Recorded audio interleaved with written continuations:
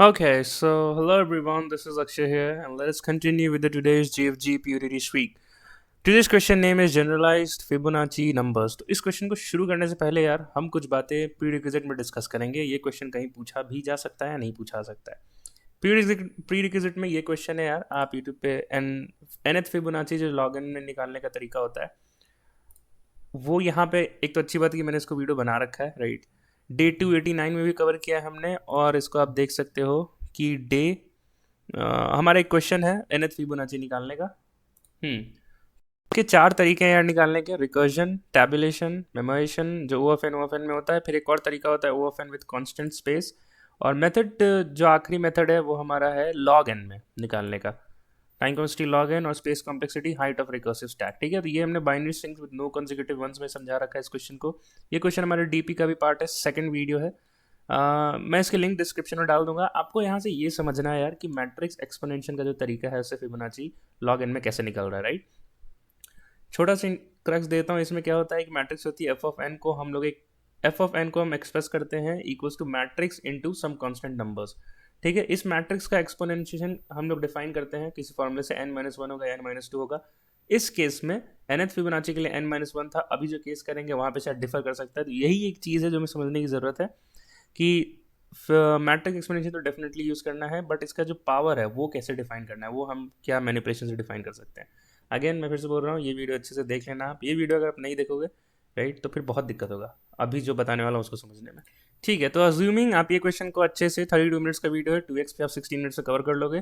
आप ये देख के आओ, समझ के आओ. अब इस क्वेश्चन को शुरू करेंगे. ठीक है, तो जनरलाइज फिबोनाची नंबर्स में कुछ डिफरेंट तरीका दे दिया उन्होंने फिबोनाची निकालने का. फर्स्ट टू टर्म्स जो है वो 1 रहेंगे. For any other numbers G N is equal to nothing but a star G N minus one, B star G N minus two plus C. ठीक है, तो सिमिलरली ए बी सी हमारे पास given रहेगा इनपुट में, N और M भी given रहेंगे क्योंकि जो फाइनल आंसर वो परसेंट एम करके निकालना है.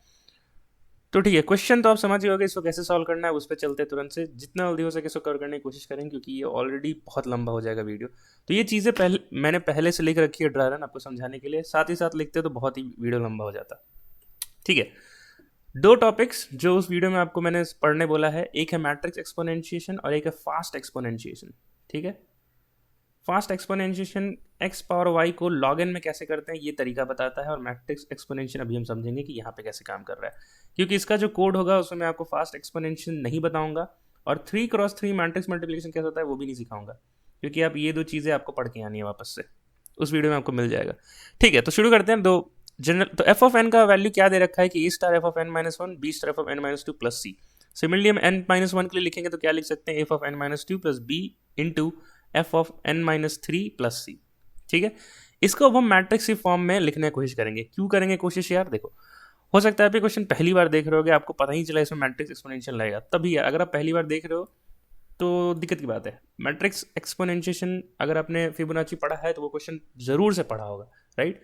जिसको मैट्रिक्स एक्सपोनेंशिएशन आता है वही यहाँ पे इस क्वेश्चन को पढ़ के समझ सकता है कि हाँ ये मैट्रिक्स एक्सपोनेंशियल क्वेश्चन है, लॉग इन में करना होगा. एक बात और, जिसने नहीं भी पढ़ा है आप उसको ऐसे समझ सकते हो, कंस्ट्रेंट एनालिसिस कर सकते हो. 10 पावर 9 है यार. किसी भी कोड को सबमिट करने के लिए आपको less than equal to 10 power 8 iterations में करना होगा. अगर आपने ओ ऑफ एन में भी किया तो ये देगा प्रोग्राम टीएलई.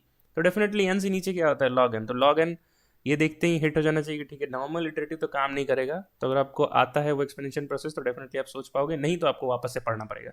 ठीक है, ये दो तरीके थे इस क्वेश्चन को पता करने की ये किस किस टॉपिक का क्वेश्चन था. ठीक है, तो अब हम इसको मैट्रिक्स के फॉर्म में लिखने की कोशिश करेंगे. तो F of N minus one C को हम यहाँ पे लिखेंगे तो इसकी लेंथ क्या होगा. अब देखो हमें पता है यार कि हमें देखो इस पोजीशन पे हमें पता है कि मैट्रिक्स एक्सपोनेंशियल का सवाल है, तो हमें अपने पूरे प्रॉब्लम को इस तरह एक्सप्रेस करना है. कैसे एक्सप्रेस करना है, इस तरह के फॉर्म में एक्सप्रेस करना है. Something some matrix equals to some matrix with exponential जो हम निकालेंगे, और कुछ कांस्टेंट नंबर्स, राइट.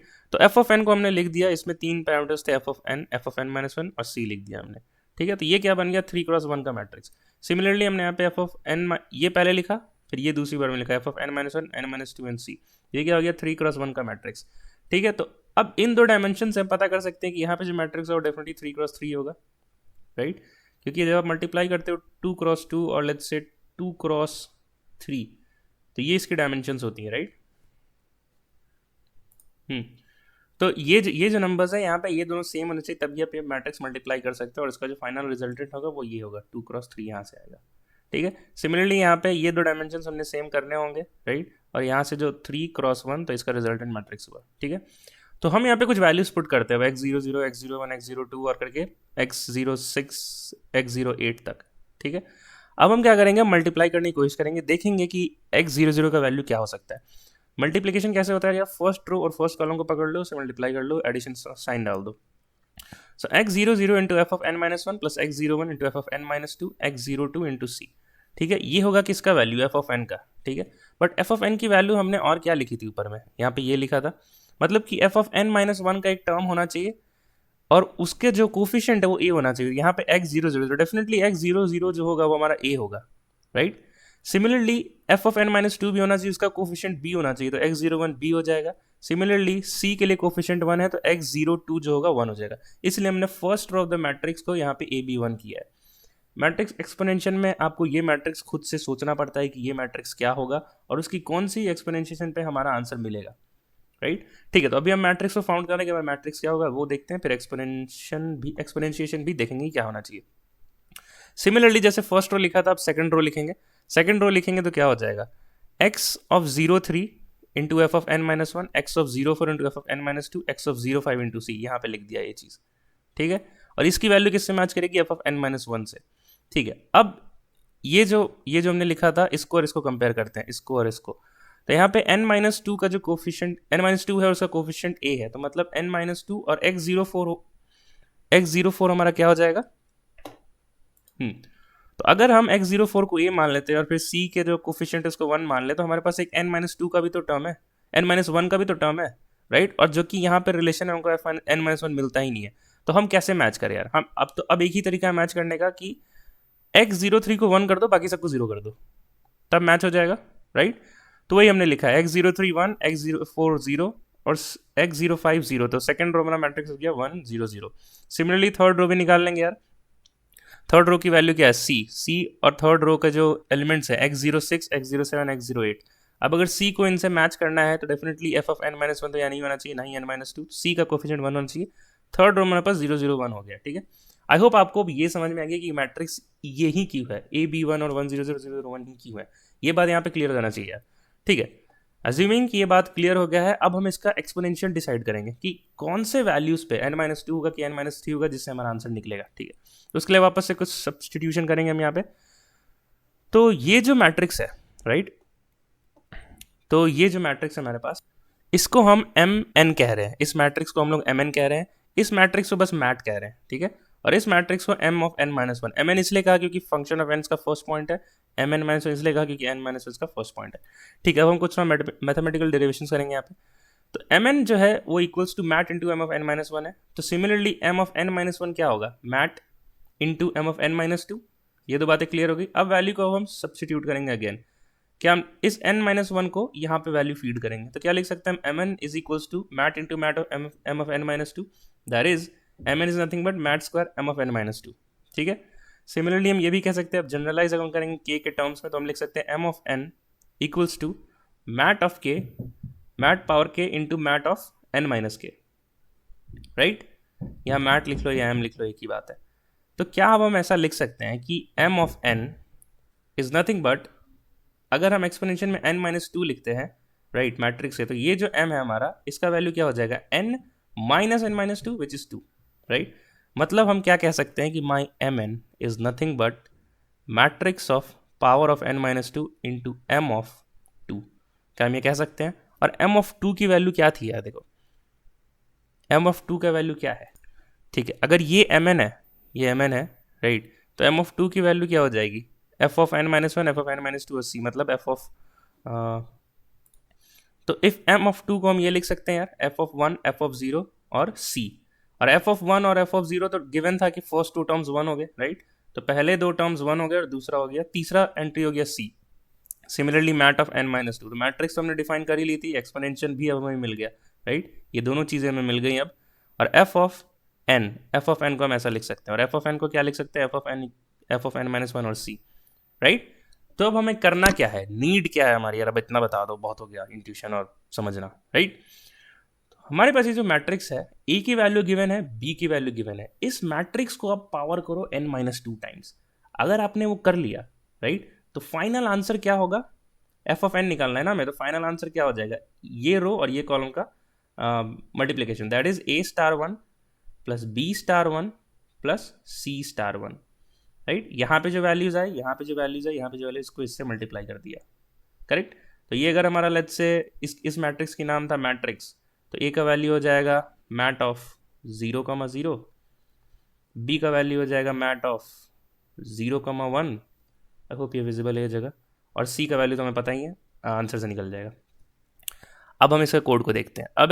अब आपको लॉजिक समझ में आ चुका होगा यहाँ तक। कोड को समझने के लिए अगेन आपको फास्ट एक्सपोनेंशिएशन पता होना चाहिए, ये हम लॉग एन में करते हैं, राइट।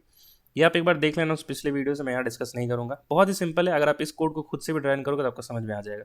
अब ये जो कोड है, ये 3x3 मैट्रिक्स का मल्टीप्लीकेशन है, that is it.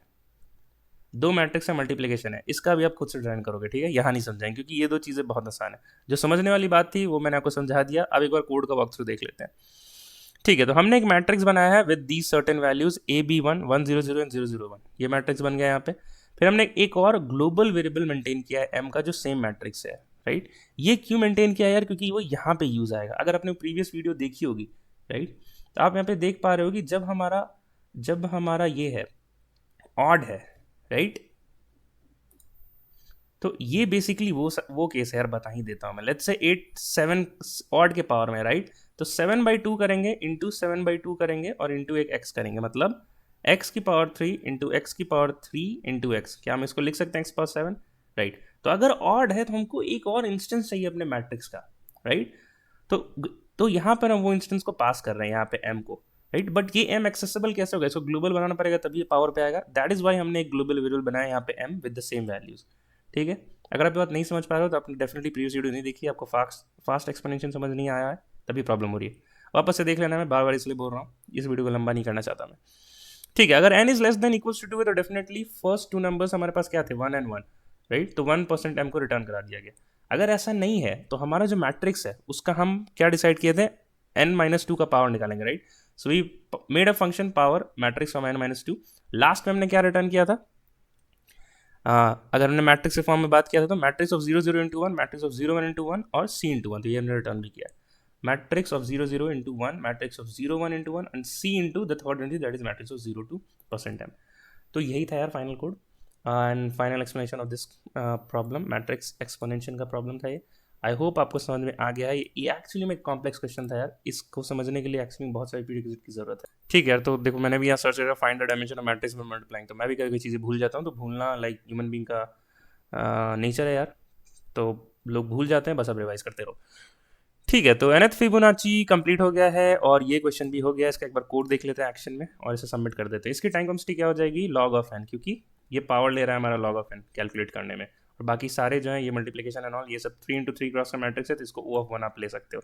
May be attempts 4 हो चुके हैं, मेरे को भी इस क्वेश्चन के मार्क्स, ठीक है, 4 अटेम्प्ट्स लगे हैं मेरे को, और ये क्वेश्चन एक्चुअली अच्छा क्वेश्चन था। इस वीडियो को यहीं एंड करते हैं यार, और मिलते हैं ऐसे ही कल की वीडियो में। और आपको ये क्वेश्चन नहीं समझ में आया तो ये एक्चुअली एडवांस टॉपिक है यार, डिस्ट्रक्टिव होकर कमेंट करने की कोई ज़रूरत नहीं है। अगर आपको नहीं समझ आ रहा तो दिक्कत है, थोड़ा सा बेसिक्स वापस से रिवाइज करो, जो मैंने प्रीवियस के लिए बोला है आप वो सब पढ़ो, आपको डेफिनेटली समझ में आ जाएगा। आज नहीं तो कल, नहीं तो परसों समझ में आ ही जाएगा, क्योंकि ऐसे क्वेश्चन को समय देना पड़ता है यार। आप सोचोगे मैट्रिक्स ही क्यों सोचा, तो है यार यही तरीका है करने का, ठीक है। तो आप एक वैसा क्वेश्चन करो, ये वेरिएशन करो, आपको डेफिनेटली समझ में आ जाएगा। Till then keep learning, keep going, bye bye and take care. If you do like the video problem, intuition, everything, do like, share and subscribe, and let's get connected on other social media as well. Till then, bye bye.